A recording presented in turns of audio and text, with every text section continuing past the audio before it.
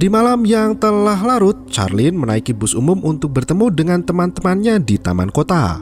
Gadis itu merasa sangat kesal karena bus pemberangkatan terakhir itu selalu berhenti di tempat pemberhentian angkutan meski tak ada penumpang yang turun. Charlene segera menegur supir bus itu agar terus jalan karena tak ada penumpang lain yang turun.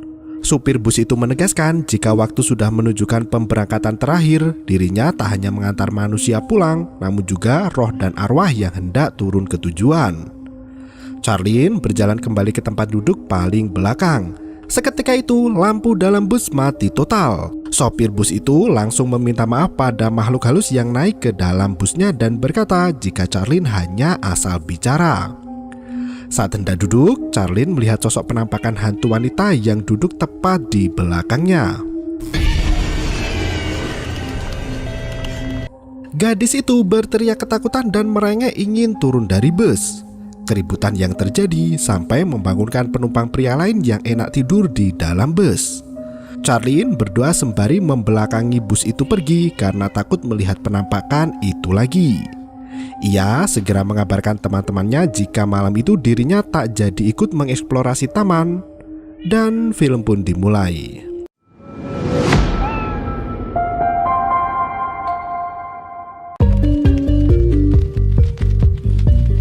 Mendapat pesan dari Charlene di grup, Alex dan Dylan yang sudah menunggu dibuat keheranan olehnya. Alex bertanya di mana Charlene berada malam itu. Di tempat lain, Natalie mencoba menghubungi Charlene namun teleponnya tak terhubung. Sesajen tampak terpasang di pinggiran taman baru itu. Tak berselang lama, Natalie bergabung dengan Alex dan Dylan untuk segera memulai aktivitas mereka. Alex menegaskan jika Charlene tiba-tiba saja membatalkan ikut eksplor malam itu. Dylan sudah terlihat ketakutan dan memohon agar Natalie membatalkan acara mereka malam itu. Menurut kepercayaan sekitar, jika 3 orang bepergian di larut malam, maka akan mudah ditemui hantu, terutama orang yang berjalan di tengah-tengah. Terlebih lagi, malam itu adalah bulan ke-7 di kalender lunar. Natalie mendesak 2 temannya untuk tetap melanjutkan kegiatan malam itu karena taman kota yang mereka kunjungi dulunya adalah bekas kuburan di Perang Dunia II. Semenjak tempat lapang itu dibangun taman dan banyak pengguna jalan yang melintas, kecelakaan sering terjadi tepat di samping taman itu. Karena tempat itu terkenal berhantu, Natalie hendak membuat konten explore untuk mencari penampakan di malam hari. Dylan dan Alex masih ragu untuk melanjutkan kegiatan mereka. Natalie kembali membujuk hingga 2 temannya itu mau masuk ke dalam taman. Mereka menggunakan sepeda yang telah disediakan oleh pemerintah setempat dengan cara scan barcode untuk meminjamnya. Natalie kesulitan memindai barcode karena kamera di ponselnya tak mau fokus. Ia pun mengambil sepeda yang bergerak sendiri di tepi jalan tanpa pengunci dan bergegas pergi ke tengah taman sepeda di samping FCE yang baru dibuka. Natalie segera merekam dirinya bersama Dylan dan Alex untuk mengawali video jalan-jalan angkernya. Nat kembali menjelaskan pada 2 temannya itu jika ia akan menggunakan kamera Polaroid untuk menangkap penampakan yang ada di taman berhantu itu.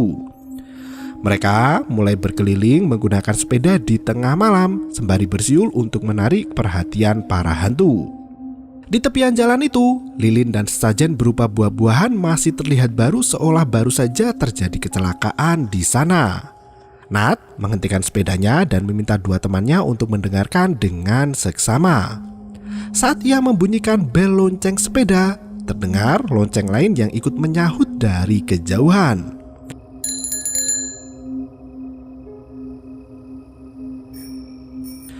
Mereka langsung merekam dan pergi ke lokasi yang diduga sebagai sumber suara bel sepeda itu. Sesampainya di sana, Nat memotret ke arah pohon yang tiba-tiba sosok penampakan wajah perempuan muncul tepat di hadapan mereka bertiga. Alex yang ketakutan mencoba untuk tetap berpikir positif dan berkata jika itu hanya seekor kelelawar. Mereka bergegas pergi ke tempat parkir sepeda dan mendapati sepeda mereka tergeletak di tanah. Alex yang ketakutan mulai menuduh Nat dan Charlene sengaja melakukan tipuan untuk menakut-nakutinya. Ia memaksa Dylan untuk menelpon si Charlene untuk membuktikan tuduhannya itu. Sayangnya nomor ponsel Charlene masih tak bisa dihubungi. Alex semakin membabi buta dan berjalan kian kemari untuk mencari keberadaan Charlene. Dari kejauhan tampak seorang wanita berlarian dan bersembunyi di balik pepohonan. Mereka berlari untuk menyusul orang itu, namun kaki Dylan dihalangi sesuatu hingga ia terjatuh. Alex tiba-tiba marah dengan Natalie dan menuduhnya mengerjai Dylan. Mereka berdua pergi meninggalkan Natalie tanpa mau mendengar penjelasan dari teman mereka itu. Meski Dylan percaya dengan Natalie, ia tak mau melanjutkan kegiatan malam itu karena sudah sangat ketakutan. Dylan mengajak Natalie untuk pergi meninggalkan taman, terlebih lagi langit sudah mulai mendung. Natalie yang ditinggalkan sendirian di sana tak langsung putus asa. Ia justru semakin menggebu ingin membuktikan kebenaran teror hantu di taman baru itu.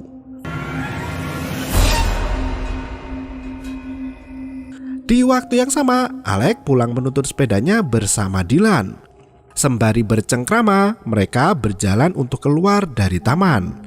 Anehnya, meski sudah berjalan lama, mereka selalu melalui sudut taman yang sama, seolah hanya berputar-putar tanpa ada jalan keluar. Dylan menyadari jika mereka sudah melewati jalan itu 3 kali. Mereka memperhatikan peta dengan seksama hingga tiba-tiba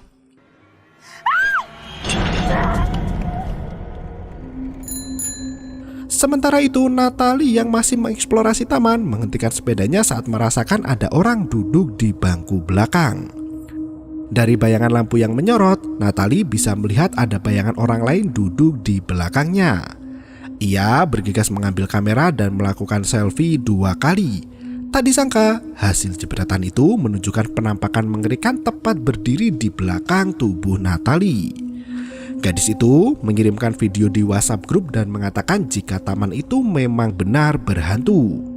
Ia menunjukkan 2 foto penampakan itu dan langsung ditelepon oleh Dylan. Alex dan Dylan hendak menyusul Natalie karena merasa bersalah telah menuduhnya. Saat itu Natalie sudah berada di dekat taman yang terkenal akan keangkerannya. Alex segera merebut ponsel Dylan dan memaksa Nat untuk segera pergi dari tempat itu. Sayangnya, sambungan telepon mati dan Natalie tak bisa dihubungi lagi. Natalie melaju dengan sepedanya hingga tiba-tiba ia sudah ditemukan dalam kondisi tak bernyawa. 6 hari setelah kejadian itu, tepatnya pukul 23:53 malam, bus keberangkatan terakhir memarkirkan kendaraannya di pemberhentian akhir. Saat sopir bus mematikan mesin kendaraan, ia mendengar suara gaduh di dalam bus lantai 2. Sopir wanita itu pun memeriksa ke atas dan menemukan seorang anak kecil bernama Josh. Ia membawa anak itu ke kantor dan menghubungi orang tuanya. Ji, ayah Josh, bergegas menjemput anaknya dan mendapat omelan dari sopir bus itu. Di tempat lain, Min bertemu dengan teman-temannya di warung. Bersama Seng, Paman Huat, dan Ken, mereka membicarakan kecelakaan tragis yang menimpa Natalie di taman sepeda. Mobil yang menabrak Natalie tak bisa diidentifikasi dengan baik karena minimnya cahaya di jalan angker itu. Min tampak tak menghiraukan pembicaraan mereka karena mendapat orderan. Driver taksi online itu berjalan ke parkiran disusul Seng yang memberikan sejumlah uang padanya. Ia menuturkan uang itu adalah sumbangan dari para driver ojol untuk membantu biaya pengobatan ayah Min yang sakit keras di rumah sakit. Orderan pukul 3 dini hari itu mengantarkan sepasang kekasih muda yang sibuk bercumbu di sepanjang perjalanan. Gadis yang duduk di bangku penumpang itu tiba-tiba menyeringai saat melihat sosok hantu duduk di samping Min. Ia segera meminta Min untuk menghentikan mobilnya dan turun dari taksi online itu. Pagi harinya, Min mangkal di parkiran untuk istirahat sembari menunggu orderan masuk. Ia sempat mengantar seorang wanita galak dan seorang pria mesum yang doyan merayu wanita. Sore harinya, Min mendapat order dari 3 gadis teman Natalie, yaitu Charlene, Alexis, dan Dylan. Mereka bertiga tengah mencari pelaku yang melakukan tabrak lari pada Natalie, sehingga gadis itu tewas mengenaskan tanpa ada satupun yang menolongnya. Min melipat kertas dengan foto Natalie itu dan menyimpannya. Seketika itu dari kamera belakang mobil terlihat kaki gadis yang berdarah-darah. Min menoleh ke belakang namun tak bisa menemukan siapapun di sana. Ia kembali melaju kencang untuk pergi ke rumah sakit menjenguk sang ayah. Karena buru-buru, Min sampai tak menyadari ada sosok halus yang ikut numpang di mobilnya. Hari itu, Min mendapat kabar mencengangkan dari Dr. Lim bahwa ayahnya terkena stroke. Min harus mengumpulkan lebih banyak uang untuk biaya operasi ayahnya. Sementara sang dokter menyarankan Min untuk bersiap dengan kemungkinan terburuk. Di waktu yang sama, Ji Yong membawa anaknya Josh ke psikiater untuk memeriksa kondisi kejiwaan Josh. Ternyata anak itu mengalami trauma berat setelah ibunya meninggal dalam kecelakaan mobil. Semenjak saat itu, Josh sering naik bus sendirian hingga larut malam dan enggan berbicara dengan siapapun. Sewaktu ibunya masih hidup, Josh sering pergi berdua dengan ibu menaiki bus. Hal itu dilakukan agar Josh bisa mengenang waktu indah bersama ibunya. Dr. Mei menjelaskan jika Josh mengalami gangguan stres pasca trauma. Seorang perawat memanggil Dr. Mei untuk melihat hasil gambar Josh. Rupanya anak itu menggambar wajah perempuan yang berlumuran darah.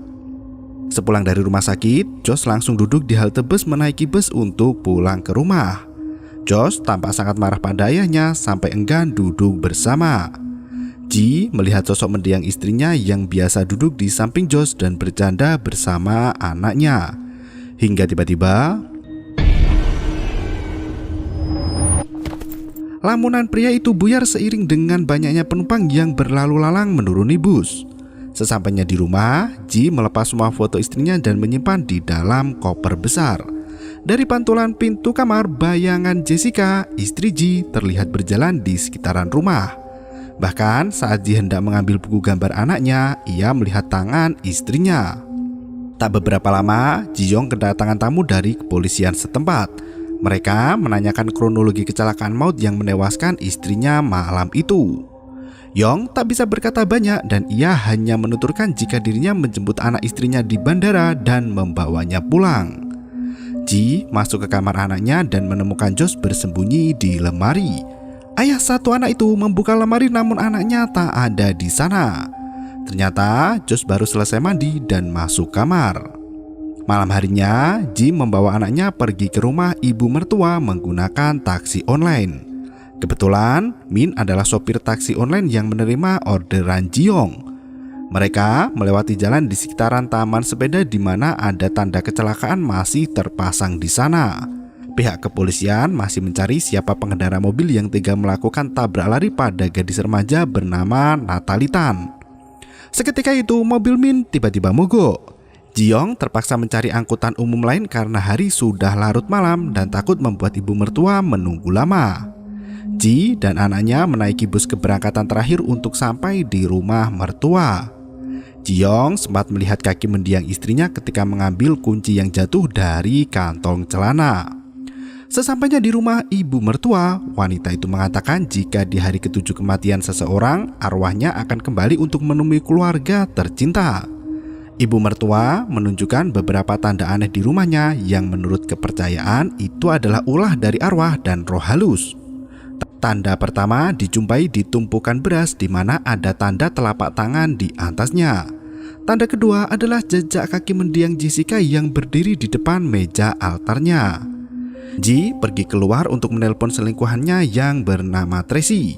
Si kecil Josh tampaknya tahu kelakuan nakal ayahnya namun ia tak bisa berbuat banyak. Di waktu yang sama, Min masih terjebak dengan mesin mobilnya yang tak mau menyala. Saat membuka mesin depan, Min mendengar dentuman di belakang mobilnya. Ia menemukan jejak tangan manusia di bemper belakang mobil itu. Untungnya beberapa pemuda melintas dan membantu memperbaiki kendaraan Min. Para pemuda itu terlihat berempat seolah ada satu hantu yang ikut menyelinap di antara mereka. Saat Min pergi meninggalkan mereka, sosok bayangan kepala manusia muncul dari bangku penumpang. Malam itu, Min langsung membawa mobilnya ke bengkel langganan. Takagi, montir handal itu berkata jika lampu depan mobil Min pecah dan bergegas masuk ke dalam untuk mencarikan spare part-nya. Saat menunggu Takagi, Min melihat ada darah yang mengalir di bawah mobilnya. Secara tiba-tiba, lampu di dalam bengkel itu mati total dan membuat Min sangat ketakutan. Saat itu, Min melihat hantu Natalie yang berjalan menggunakan sepeda. Hantu itu seolah hendak menuntut balas atas kejahatan yang dilakukan Min padanya. Min yang ketakutan sampai menghancurkan rak spare part di bengkel Takagi. Ia pun diusir dari tempat itu dan bergegas pergi. Min mencoba mengingat apa yang sebenarnya telah terjadi. Ia mengambil SD card dari kamera di mobilnya dan diserang oleh hantu sepeda.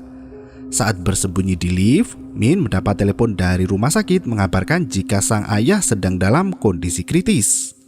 Min bergegas pergi ke rumah sakit di mana gangguan tak juga berhenti. Kaca depan mobilnya tersiram banyak darah hingga mengganggu pandangan. Sosok hantu Natalie kembali menghantui dan menepuk pundak Min. Wanita itu menghentikan mobilnya hingga tiba-tiba sosok itu duduk di bangku sebelah Min di dalam mobil dan bertanya mengapa Min enggan menyerahkan diri ke polisi. Min berlari keluar dari mobilnya sampai pingsan di tengah jalan dan ditemukan seorang pengguna jalan sepi itu. Di waktu yang sama, Josh kembali kabur dari rumah neneknya setelah mendengar ayahnya berbincang dengan wanita lain di telepon. Ji-young membuka tumpukan gambar anaknya yang menunjukkan kejadian kecelakaan malam itu. Josh menggambar sepeda dan orang meninggal di depan mobilnya. Ia segera naik bus dan duduk di lantai 2 seperti biasanya. Ji mendengar anaknya berbincang dengan sosok tak terlihat. Ji menunggu anaknya dan duduk di lantai bawah. Tapi ternyata mendiang Jessica kembali muncul dan mengganggu suaminya sendiri. Sosok itu muncul mendekati Ji-young hingga lampu di dalam bus padam begitu saja. Si kecil Josh berlari keluar dari bus disusul oleh Ji-young yang gelagapan mencari keberadaan putranya. Setelah menemukan anaknya, Ji meyakinkan Josh untuk tidak mengikuti perkataan ibunya. Mereka teringat kejadian yang sebenarnya di malam kecelakaan itu. Ternyata Ji terlibat pertengkaran hebat dengan Jessica karena ketahuan selingkuh di kantornya. Jessica bahkan menemukan foto suaminya bersama rekan kerjanya yang bernama Tracy saat melakukan hubungan di hotel bahkan di dalam mobil. Tak terima dengan kelakuan bejat suaminya itu, Jessica mengajukan cerai dan meminta semua harta suaminya untuk membesarkan putra seorang diri. Perdebatan di antara mereka semakin kencang hingga melihat Natalie berhenti di tengah jalan. Ji membanting setir untuk menghindari Natalie hingga kecelakaan tunggal itu terjadi. Natalie yang melihat kejadian langsung itu menyalahkan dirinya karena menjadi penyebab semuanya. Natalie pergi dari kecelakaan itu tanpa membantu sedikit pun.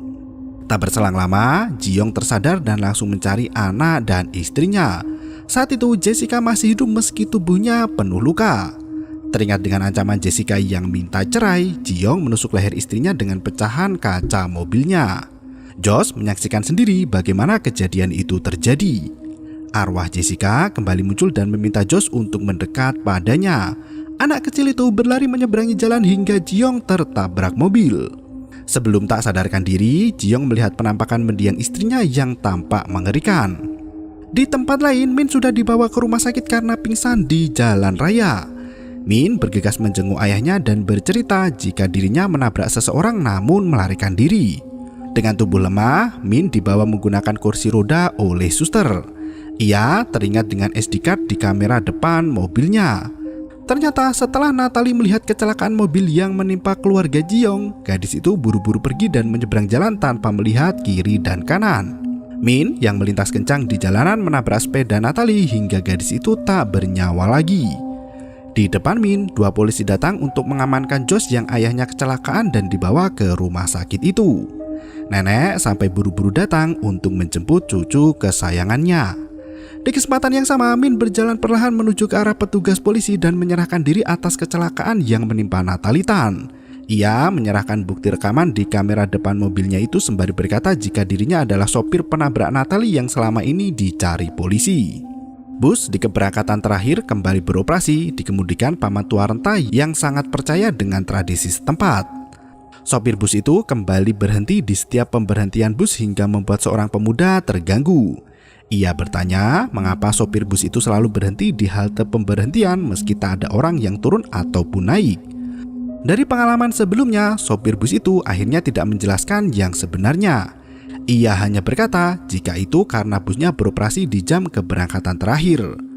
Dengan alasan itu, pemuda lebih menerima tanpa protes dan kembali duduk dengan tenang. Film pun berakhir. Film horor Singapura yang disutradari oleh Koh Chung Woo ini mengandung 3 cerita dengan 3 tokoh yang berbeda. Chung Woo sengaja membuat film pertemuan paranormal Singapura yang relatable dan unik dengan berbagai alat transportasi di tengah malam. Ide yang dimulai sebagai film pendek ini membuahkan hasil sebagai fitur horor lengkap dengan 3 alur cerita yang disatukan pada satu benang merah, yaitu bus keberangkatan terakhir. Banyak mitos tempat yang sengaja ditampilkan seperti pergi bertiga di malam hari, bus yang berhenti di setiap halte saat jam keberangkatan terakhir, serta arwah orang meninggal yang menjenguk di rumah di hari ke-7 setelah dimakamkan. Selain itu, di Singapura juga percaya tentang mitos adanya jalan angker yang sering menyebabkan kecelakaan. Terima kasih dan sampai jumpa. Yo, bermau itu ketara.